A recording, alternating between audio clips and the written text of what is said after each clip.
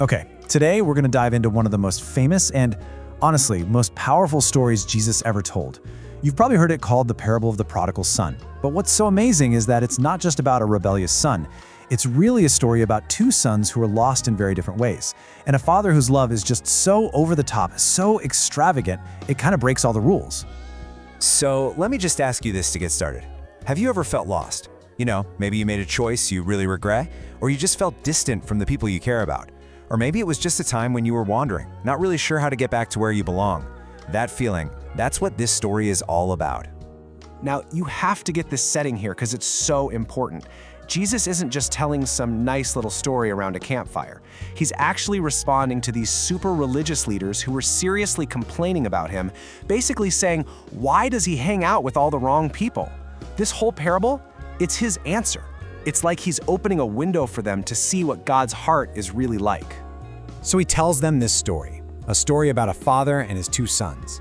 And it's the timeless story that gets to the heart of what it means to be in a family and what it really truly means to come home. Okay, so let's meet the two brothers. On the surface, they look like total opposites, right? You've got the younger son who's all about rebellion. He thinks freedom means breaking all the rules. Then you have the older son, the rule keeper, who thinks his worth comes from being perfect. But here's the twist we're gonna see. They are both completely lost because neither one of them actually understands their father's love. All right, let's start with the younger son, the one who just couldn't wait to get out of there. Whoa.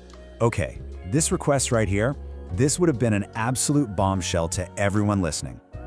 In that culture, asking for your inheritance before your father has died, it was basically the same as looking him in the eye and saying, "You are dead to me.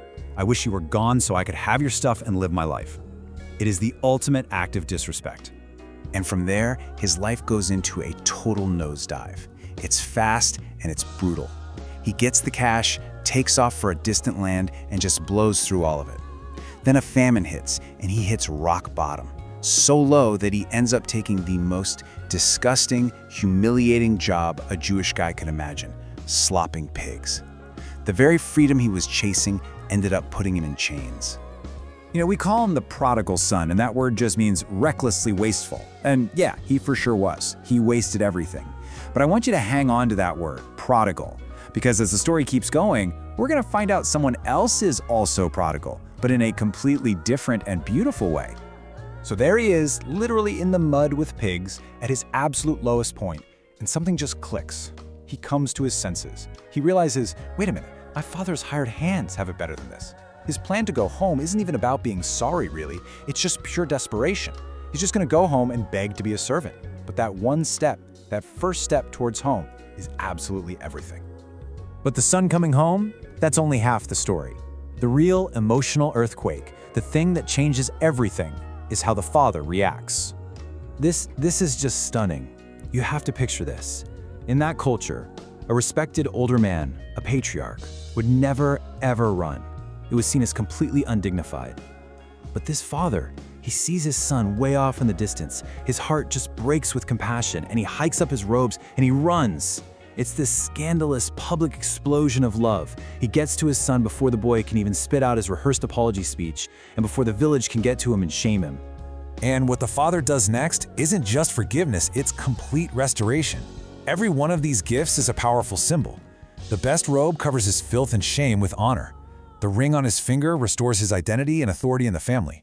The sandals are a huge deal. They meant he was a son, not a barefoot slave. The father is screaming to the whole world, he's not a servant, he's my son and he is home. But the party isn't the end of the story. Because remember, there's another son, the one who stayed, the one who did everything right, but was just as lost. And you can just feel the bitterness dripping from his words. Listen to how he talks. "I have served you like a slave." And then he says, "When this son of yours came back." He won't even call him his brother.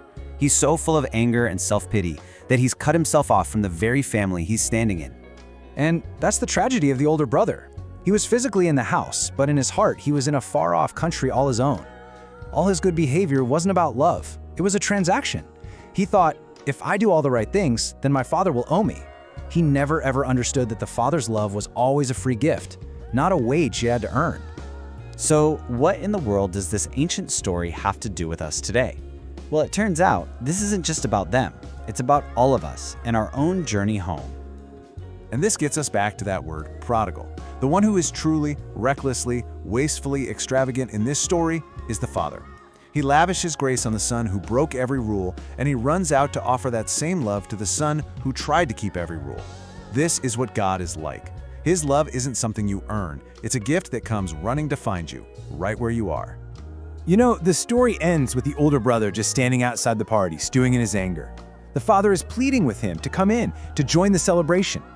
And it leaves us with a really tough question, doesn't it? What joys, what relationships, what celebrations are we missing out on because we're standing outside, holding on to bitterness or unforgiveness? We're a lot like those religious leaders, unable to celebrate the amazing grace that's happening right in front of us.